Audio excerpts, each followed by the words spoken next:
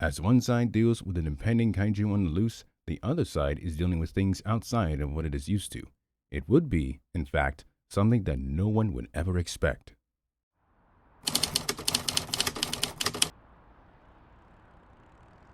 An engine roars in the distance. The two-seated Mitsuha Gargoyle Cruiser motorcycle cuts a sharp 180-degree turn into a parking lot in front of an apartment complex.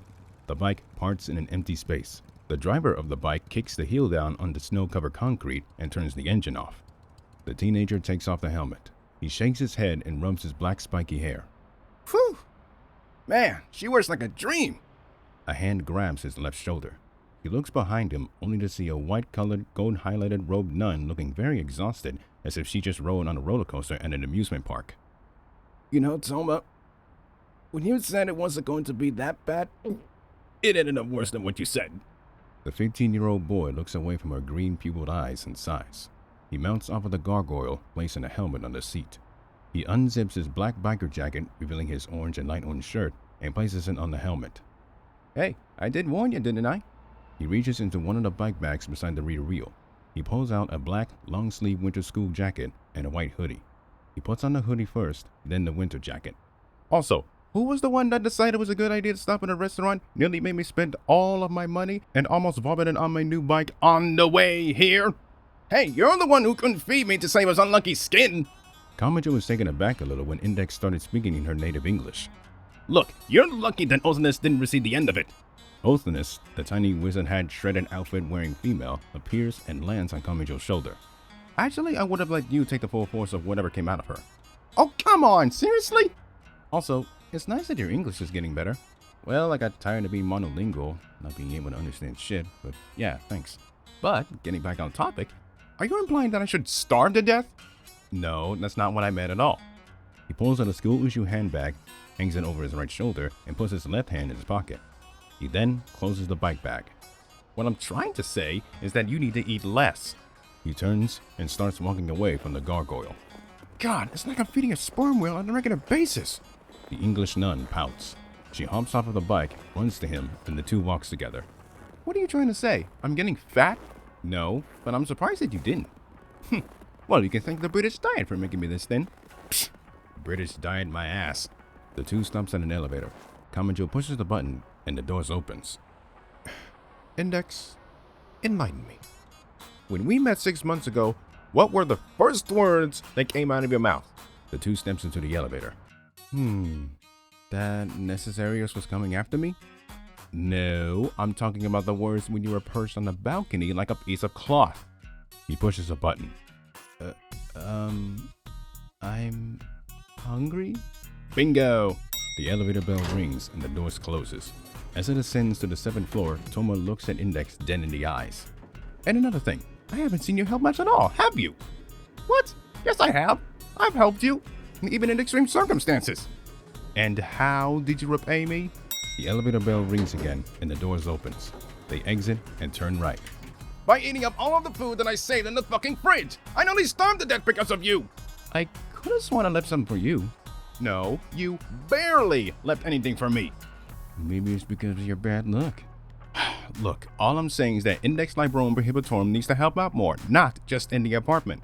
Also, what the hell is the point of you having all those grimoires in your head if you don't know how to use them? I'll have you know that as a member of the Anglican Church, I'm still in the training stage. I haven't gotten that far yet. As in, you were way too busy stuffing your face like a pig and would rather do anything else rather than become something greater. Boy, that'll show the church! Index grows irritated and angry all at once as the two approaches a door with the name Kamijou on the side of it. The boy takes out a key and unlocks the door. Touma. He looks at the angry nun. I'm starting to not like this new attitude of yours. It's getting on my nerves. Well, after 6 months of bullshit, you should have expected I'd get tired of it. I'm surprised it took him this long to grow a pair. Osinus' remark tells that Kamijou's tolerance towards Index's incompetence has reached a new low. The boy opens the door and enters his small, one-man apartment with a balcony. A white, black, and orange-spotted cat comes to the door. He jumps up at Index, of which she catches him. Sphinx, do you think I'm useless? Because Touma thinks I am. How rude of him. Kamijou turns around and reaches his hand out to the door handle as Osinus jumps off of his shoulder. Hey, rude or not, it's the truth. Now, about that bed I got. The sudden kick to Kamijou's face sends the boy backwards, falling on his back on the floor between the TV and the table. Index, seeing it, has no reaction other than scorn. Serves you right. Who the fuck got... A foot plants on the back of his head before the boy gets up any further.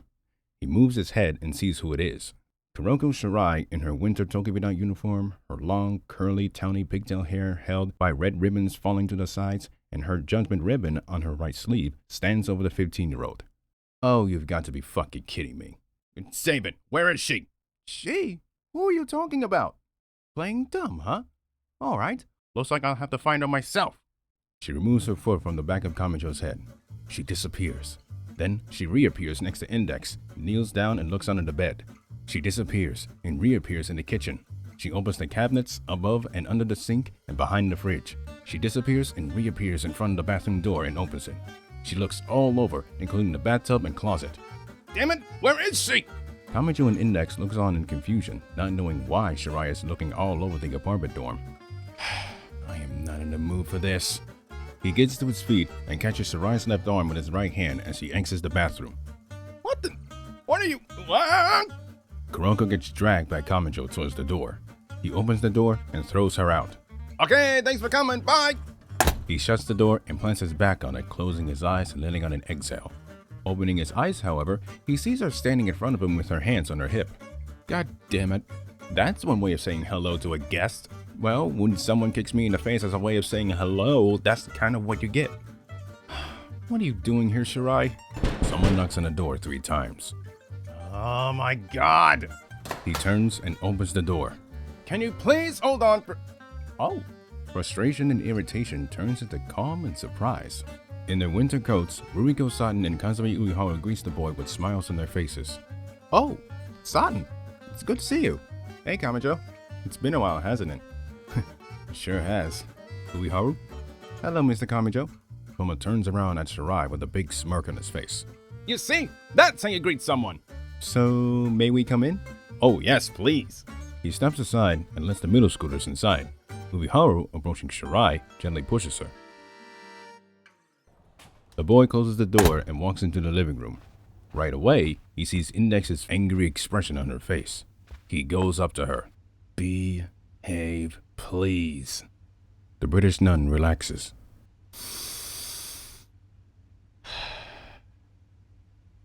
All right. Thank you. He pulls himself away from Index and looks at the 3 girls standing near the second bed that he just bought this morning. So, how can I help you? Well, we were wondering if you've seen Misaka as of late. Zapper? Come to think of it, I haven't seen her since a few days ago. Satin looks at Shirai. See, I told you he didn't know. Well, I say he's lying. You should know where she is. I don't. You spend more time with her than I do with her.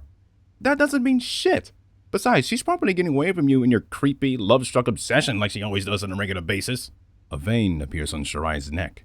Be careful what you say, Chocolate Knight. I could teleport you on top of a roof and drop you to your death. Kamijou does not change expressions. Instead, he raises his right fist from his pocket. I doubt that. Her anger reaches its limit. She grabs his right hand, and then... silence. Wait a minute. Something wrong? And shut up. I told you I was going to do it. Right about now. Kamijou feels a bit pity and embarrassed that he has to stand in one place and wait for her to do something. That's odd. Usually she'd be able to teleport anything and anyone with a single touch. Why isn't it working on him? I don't know, but it is kind of funny seeing your face turn red. Kuroko places her other hand on his fist and tries a lot more harder. Once again, nothing is happening. Kuroko, whatever it is that you're trying to do, it's not working. Yeah, you might want to stop now.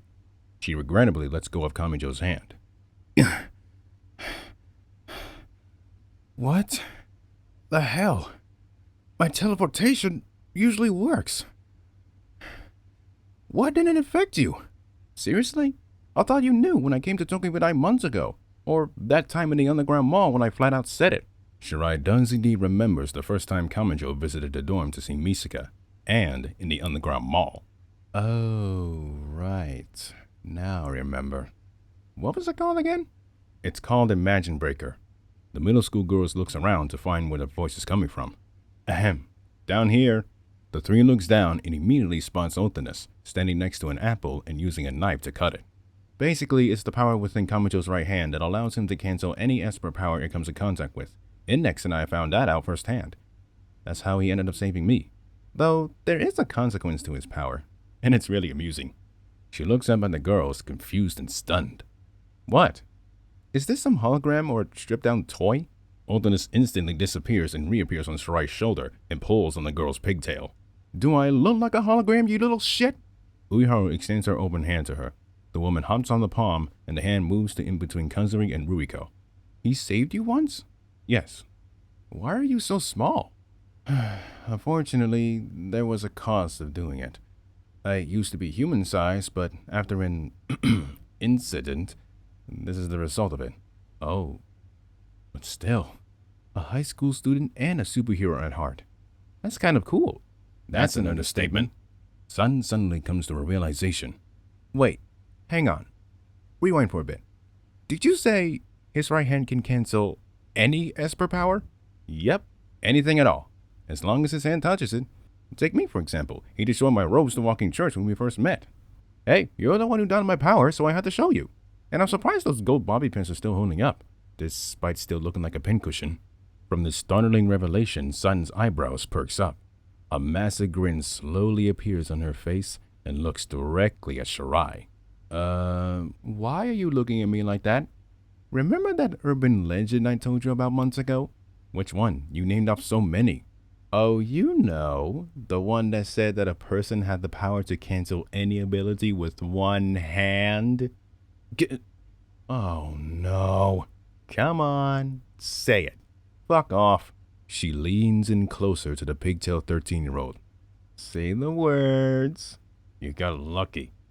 Okay, look, getting back on topic. If you really want to know where Misaka is, I'll just call her and ask her myself. I have her number. Wait, you stole her phone number? Shirai, don't even fucking say it. She gave it to me. And you better keep your fucking mouth shut when I'm talking to her. She pouts and looks away from him cockeyed. Touma pushes a few buttons and dials the number. Seconds later, someone answers. He puts the phone on speaker. Hello? Hey, Misaka, you got a minute? For a limited time. What's up? Shirai, Uiharu, and Satin came over to my place and told me that they've been looking for you. So, out of curiosity, where are you? Jeez. Well, I'm catching a flight to Okinawa. Instantly, Shirai begins running towards the door. Immediately, Kamijou grabs her, preventing her from going anywhere. Really? Why? To visit my grandparents. We traveled around the world, but this time, we're going to be on the island where they grew up on. Oh, they survived the ship accident in the Indian Ocean, right? It's really amazing how they survived. Uiharu, Satin, and Shirai become shocked by Kamijou's words. Even Index and Othinus become shocked. Yeah, I heard. And the details that Grandpa gave were pretty vague. Blinding flash of light, strange noise, blue flames. How weird is that? Kamijou lets go of Shirai's arm. Honestly, I've heard weirder things, but that kind of takes the cake. So, I'm guessing you have a lot of questions to ask him, right? Something like that, yeah. And you know what? You should know that I deserve to get out of the city. If this isn't good enough, I don't know what is. Kamijou makes a cockeyed look. Wait, hang on. Are you sure that you're not just leaving because of me, the things that I get myself into, and the things that I've done around you? Uiharu stops Kuroko from screaming at the top of her lungs. What the hell? Don't be so dense. It's not like I actually wanted to get away from you. I'm still coming back, you know.